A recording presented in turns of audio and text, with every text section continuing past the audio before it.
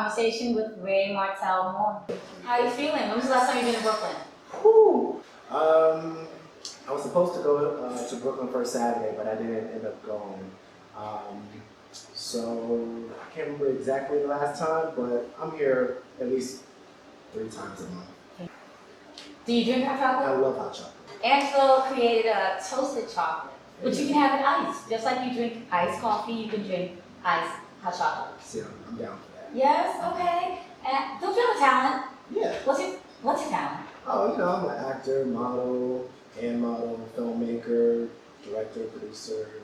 But I guess I can show you a little monologue. Oh, we got a mic right there. Go ahead. High five on the black hand side from Charlie Russell. Imagine this guy, I want to say 1970s, 80s, you know, walking into the barbershop talking to his homeboys.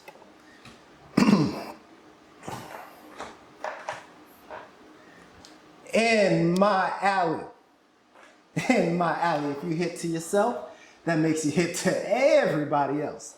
I don't need to be dipping into your business, but I've been checking out your dudes talking about women, and I'm gonna let you peep a little of my game. See, all you need to get a woman is a strong rap. Hey, what I say? Every woman in the streets want a piece of me, you dig it? They call me the sweet Peter Jeter, the womb beater, the baby maker, the cradle shaker, the deer slayer, the buck binder, and woman finder. I'm known from the Gold Coast to the Rocky Shores of Maine, you dig? Fun loving is my name and love is my game. I'm the bed tucker, the cock plucker, the bad mother, shut your mouth. The milkshaker, the record breaker, the population maker, the gunslinger, the humdinger, the click ringer, the man with a terrible middle finger. Fun loving, the hard hitter, the car seller, the polynucci jitter, the beast from the east, the judge, the sludge, the women's pet, the men's fret, the fucking pinup boy. Fun loving, the dicker, the ass kicker, the city slicker, the titty licker. I ain't giving up nothing but bubbly gum in hard times, and I'm fresh out of bubble gum. I'm the man who walked the water and tied whales telling or not. I taught the fish how to swim, I crossed the burning sand, I didn't even shook the devil's hand. I rode around on a snail's back carrying a sack that said airmail. I walked 49 miles of barbed wire and used a cobra snake for a necktie. I took a hammer and a nail and built the world. Oh yes, I'm hemp the dimp, the woman's pimp. I'm a bad dude. Johnny Ripsaw, and now I'm the devil's son-in-law. And I sold a blind man a flashlight. Oh yes, I roamed the world. God knows I wonder. Smoking stuff is where I get my thunder. I'm the only man in the world who knows why white milk makes yellow butter. See, I even know where the lights go when you cut the switch off. Now, I might not be the baddest man in the whole world, but I'm in the top 2. My father's getting old. Started drama class and was looking for a monologue. And you already know, like, looking for monologues, you're like, well, what's something that resonates with me? What's a black monologue, you know, amongst all these other monologues and things like that. Right. Especially when you're looking through a monologue book, you ain't gonna find nothing. Very rarely will you find something for yourself that really fits you. So I actually went to I forgot the name of the book exactly, but it was like African American plays. Volume from 19 so-and-so to so-and-so, and there's like a bunch of volumes. You can go to the library, the Performing Arts Library, and they have each volume. It's like really dope. So I think I like picked up one of them, and it's like Bible thick, and it has like 10 different plays in it, and just went through every single one of them until I found that one. Enjoy, guys. Enjoy. Thank you. Ooh. Cheers. Cheers. Let me know.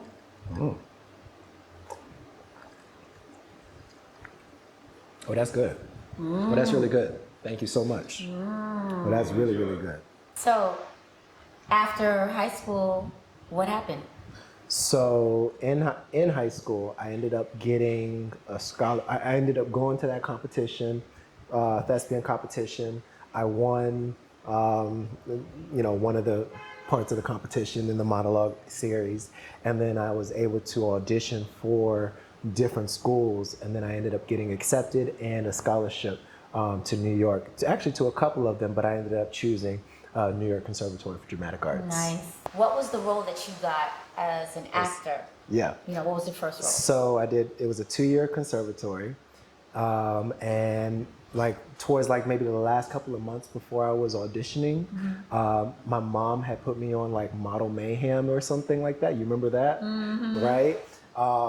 A man named Roger Omius saw that picture. Does that sound familiar? Talk about that a little later.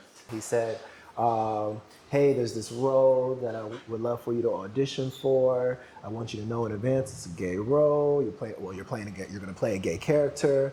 This is what's going on. He's coming out, blah, blah, blah. I mean, we're already a family of like accepting and loving and cultural and everything. So it just seemed right. And then it was also funny because I had a roommate who is gay, and he was like a brother to me. Like it was just the coolest thing ever. And hearing his stories about what he went through and things like that. He also went to school with me as well.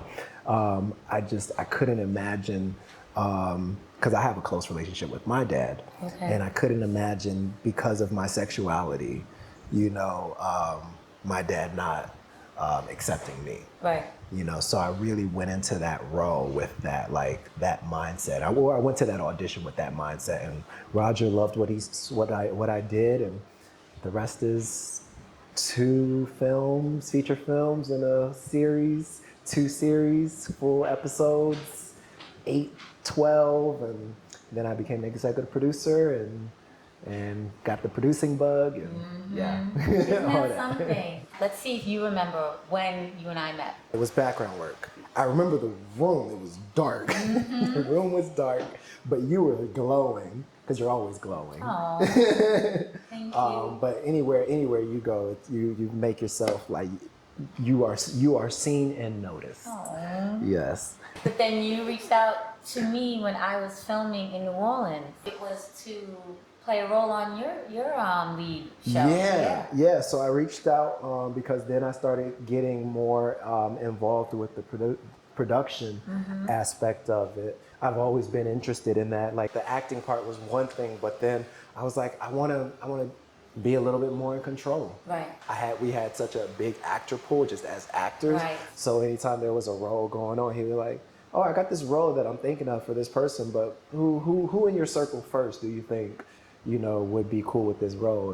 And one of them fit, and I was like, hey, let me hit you up. And that's how I became Danielle. Yes. Isn't that something? Yeah, into a whole nother series. The phases of how things go. So I'm very grateful.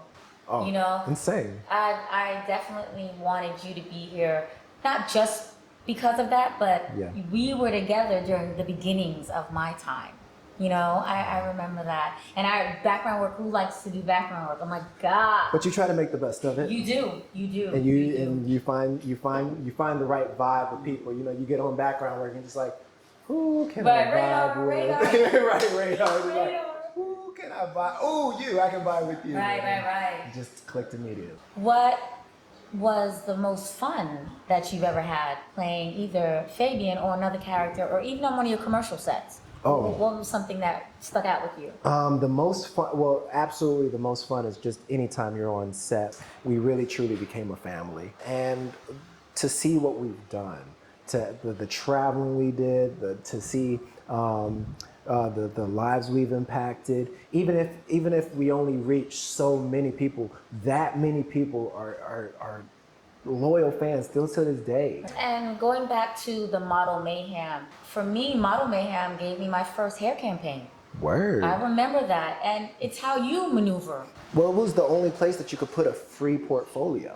Agreed. And work begets work. The more that you put out your hair stuff, and then they're like, oh, you look great for this. We would love to promote you for this. And they see all those different type of pictures. Right. Now we just switched it up where now our Instagrams, where you see a whole bunch of pictures, and then when you click on it, then you get the description. But at the first, you just see the pictures. Right. That's our portfolio now. Right. Agreed. Yeah. So I know you talked about being from Germany. How has that impacted? Like, have you gone back? No, not yet. I feel really bad about that too. Germany is home per se, right? But I was raised on a military base. I was right outside of Munich, so I remember going to Oktoberfest and things like that. But I didn't speak German fluently. You speak any? Sprechen Sie nein? No. That's me being able to say no in German. Okay. But because it wasn't required. Okay. When you're on the military base, they know the mindset of everything. You're only going to be there for 3 years. So they'll teach you what you need to know to get around, and they'll teach you like what if you do like stick to it and you want to be if you are intrigued with it, if you want to continue to go. But yeah, it was like, okay, 3 years in Germany, 3 years in Italy, Okay. another year here, another year there, 3 years somewhere else. So you have a lot of places to revisit. Yes, yes, a lot. Do you have anything that you're championing for, or as far as that you feel passionate about? Right now, I'm really passionate about bringing more Black people to the theater. But I want to figure out how to do it through film. Yeah. I don't know have you ever seen Sunset Limited with Tommy Lee Jones, and he actually directed that, and Samuel Jackson? It was basically from a play, and then they adapted it, and it was in one room. And of course, it's hard to film a movie and keep somebody's attention, you know, in one room with only 2 characters. Right. But they made the room itself a character as well. You know, the way the faucet dripped, the way the clock looked, you know, the room itself was its own room. And it was just so cool to see that that was from a play, and at the same time, you know, like, because plays are hard hitting. You know, sometimes plays say things that film or network TV can't say. Right. You know, and I love that. So I love the rise. Anytime I see something like Fences being made, or anytime I saw, even if it's like a book adaptation, like If Beale Street Could Talk, and anything like that, I'm always just like, yes, I love going to the theater. I love going to see a lot of, not so much Broadway, even though I have nothing against Broadway, but off Broadway. And off. And off. You know, we go in. Yeah. You know, we have revivals. And then when those revivals then get to Broadway, then it's even that much greater. Shout outs to Slave Play for making it to Broadway. Huge. So how do you, I know that's what you want to do. How are you working on that? Or is this just a thought process right now? No, so I actually put some actions together. Okay, good. One thing I actually got into was I read a book from Haruki Murakami. So he's Japanese, but I saw a Black spin on it. You know, the Wind-Up Bird, it has a particular scene where this his wife has been missing, and he's looking for her, but he's invited to a cafe by the brother-in-law and like an oracle, and they're basically saying that he's never going to see her again. She's left him for another man, but they've been married for 7 years. So he's like, okay, cool. I'm glad that you're telling me this, but this is my wife of 7 years. She should be able to tell me. This ain't cool. So it's about this whole quest of him like trying to find her and find out the truth of what's really going on. But just that scene itself was like a play, and it had this big thing about classism. You know, them being of the upper class and him being of not the lower class, but like the mid class, but like not as successful as he could have been. Like not using his advantages or to, you know, his placement to his advantages, to his advantage. So anyway, I saw that classism, but then I was like, well, what if you switch the races? Instead of Japanese, what if I make the 2 characters African? And what if I make the other character African American? And then not only is it classism, but it's also this like inner racism within our own community. And just be able to bring out that kind of conversation and what is that and what does that mean? And still keep the text. Don't take away anything from, you know, from Murakami, but keep the text, try to keep the intricacies of what the book was saying and who's moving and so like that. Keep all that the same. Just switch the color so you can see the other light on it. I like that. Yeah. I like that a lot. So I ended up doing it in virtual reality. So I filmed it almost 2 years ago. Okay. But Work in progress. Work in progress. It's a little bit more expensive because it is virtual reality to have somebody else edit it, but I'm just gonna go ahead because the time. This is taped, but you have a little time before it's released to get your stuff out, you know? Yeah. Mm-hmm. I like that. So that's one, and then the other thing is, so I just want to do a bunch of different plays and incorporate. Not everything has to be virtual reality, but incorporate that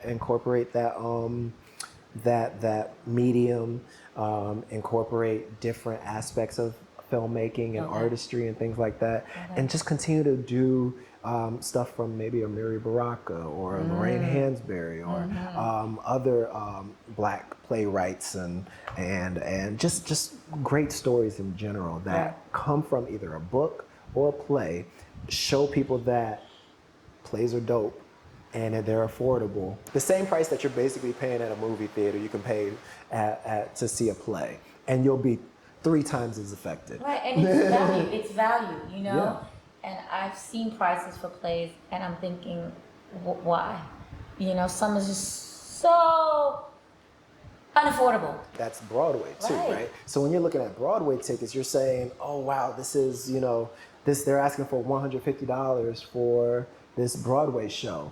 But that's not the same for off-Broadway or off-Broadway. And you can go to Signature Theater and get $30 tickets. I took my mama to her first one. Right? Signature Theater. New York Theater Workshop, Second Stage, and plenty more. Yeah. Everybody do your research. But they have $30 under 30. Yeah. They have, Rush where, stand in line, just go see the get play there, later. see it, right? Agreed. And it's so.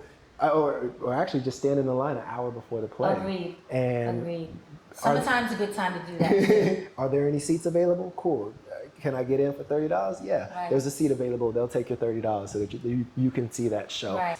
Theater to me is like a community event. Mm-hmm. When you go to a movie, you go with just your people, like whoever you went with. If you went with a date, you just go with your date. If you went with your family, you just go with your family, and you leave with your family. Right. When you go to a theater event, how many times have you went to a theater event and you end up like with 5 new friends? You're sitting there because you go by yourself and everyone next to you. And I love the community aspect of it. You get to meet the cast afterwards. It's live. It's in front, in your face.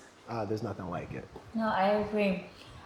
So what is it that you're working on now? I just finished the crowdfunding campaign class. Okay. Yeah. That's different. I wanted to learn that so that I can feel comfortable and confident about creating or asking for money for my next project, which will be, I'm trying to get the rights to a Eugene O'Neill piece.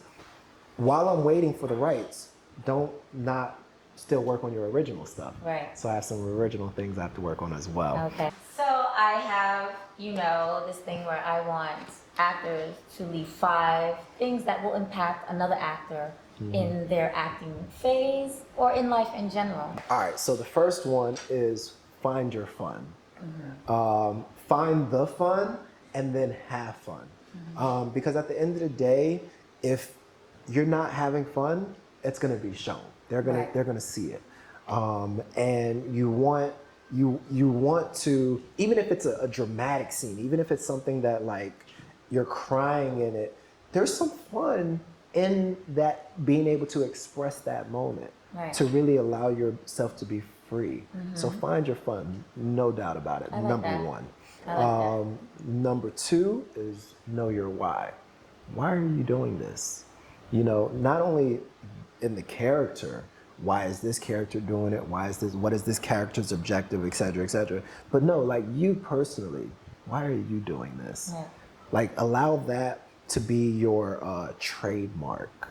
Like what is it about you? What are you trying to do in this world through your art that you want other people to feel? You want them to feel that why. So when they see it, they're like, yeah. You ain't even had to tell me that. I felt that. Right, because I get it. Yeah. I'll get it. Right. The third one is, I'm taking this one from Denzel Washington. Yeah, stay in the barbershop and you're eventually going to get a haircut. Meaning, you might fail.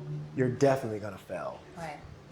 A bunch of times. Right. That's a part of the business, no doubt about it. But stay the course.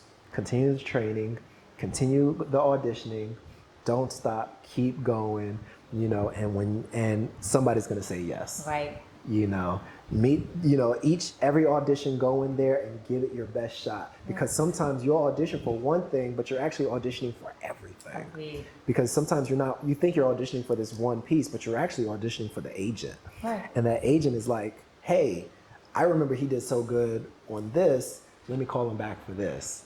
Oh, he couldn't fit that because of skin complexion, height, whatever. That is totally out of our control. Right. But I so want him to win, so I'm gonna keep calling him back because he's killing it. Focus. We live in a digital age where there's so many distractions, and it's a lot. It's too much sometimes. Instagram, Facebook, family, life, friends, social.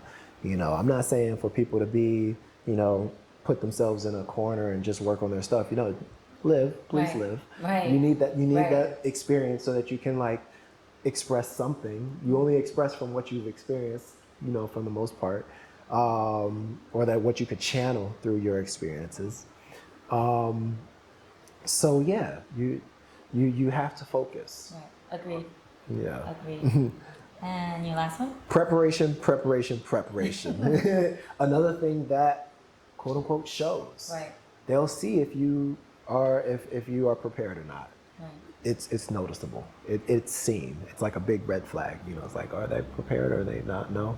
So make sure you're that person that your reputation is, I'm that person who's always prepared. Right. I'm that person who shows up and shows out. I love it. Can you sign? Yay. Thank